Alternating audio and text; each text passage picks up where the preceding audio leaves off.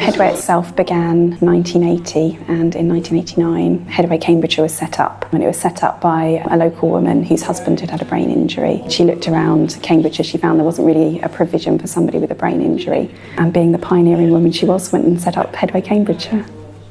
We had come up to one of our anniversaries, our 25th anniversary, and we're beginning to kind of think backwards about, how did we begin, who are we, to kind of capture some of our history. There's lots of research into the social, medical and political history of the treatment of people with brain injury. We explored the people, places and legislation that eventually led to the formation of Headway Cambridgeshire. We've had to find the information ourselves and work out the most important parts. We have researched the history of Headway using various sources of information.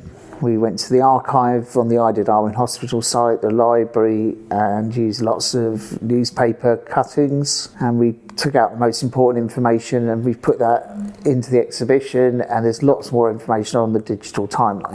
Darwin Hospital is the site of Headway Cambridgeshire and is named after Ida Darwin. And we became quite curious about the Ida Darwin site, and apart from knowing that there was a lady Ida Darwin, we didn't really know much else about who she was and why the site would be named after her.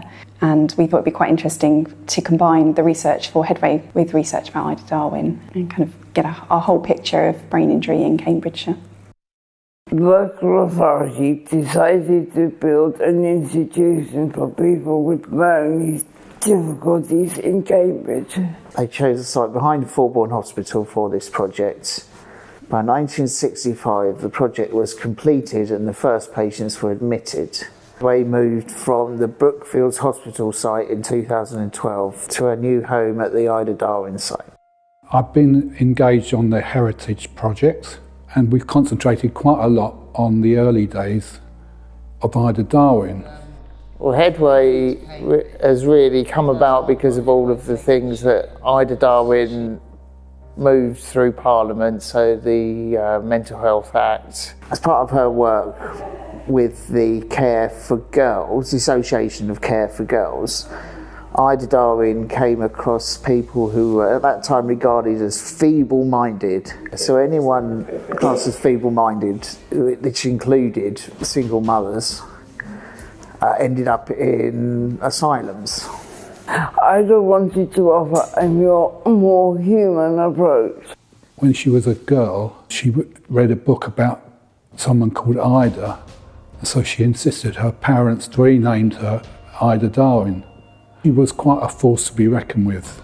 She would lobby quite a lot of interesting people in Cambridge, yeah. There are challenges when researching with a brain injury. We've had difficulties with memory, writing, movement and processing the information. It's just generally more difficult when we were working with paper. I found it impossible to, because I've only got one arm that works, so I found it impossible to go through everything in detail. We worked as a team really well, so people who could filter the information did, and I was able to look at in more detail at what they had picked out. And we worked in small groups. Every little group we divided up the information we were looking for into chunks, and then we decided what were the questions that we wanted answers to. As part of our research, we've looked back at the treatment of brain injury, and we were finding information that up until sort of the 1970s, if you had a brain injury, you were likely to be treated in a psychiatric hospital and you'd be sort of there for life. There was no expectation that you could improve or get better. That was very much where you were going to be from now on. And that's a really different view to what we have today, that we do a lot more about quick diagnosis of a brain injury. So we're able to do that using sort of MRI scans, CT scans, much more modern technology. And there's also the expectation that you'll have some quite intensive rehabilitation with the NHS, so you might go to a specialist unit. And the goal of that is, if you can return home following your brain injury, that you will return home and that you'll be part of a community afterwards. So it's very different from being, locked up and kept separate to now it being much more kind of integrated in the community. The project itself has been quite challenging because it's made people think about their own brain injuries. They're comparing the treatment they had in hospitals, the treatment they had in the community, to what they've been finding about people in psychiatric units. And as part of it, they've been talking together about their brain injuries and how it's affected them. I just enjoyed the whole process of doing it, and it's left me thinking I'm lucky to be alive now and that I'm being treated the way I am, because 50 years ago or however long ago it would have been a whole different story. Is it quite scary thinking of what people went through? Many years ago, if somebody had a brain injury, they were just cast as feeble-minded, and society didn't really want anything to do with them. They were just bundled away and bundled away into institutions and not bothered with anymore. They just weren't worth bothering about. Through people like Darwin, who sort of set things in motion, people's attitudes started changing, and since then people just accept him now, and we're just normal people. I know we have come from experiences where, prior to the beginning of your treatment as having a brain injury might have been very different to how you get treated now.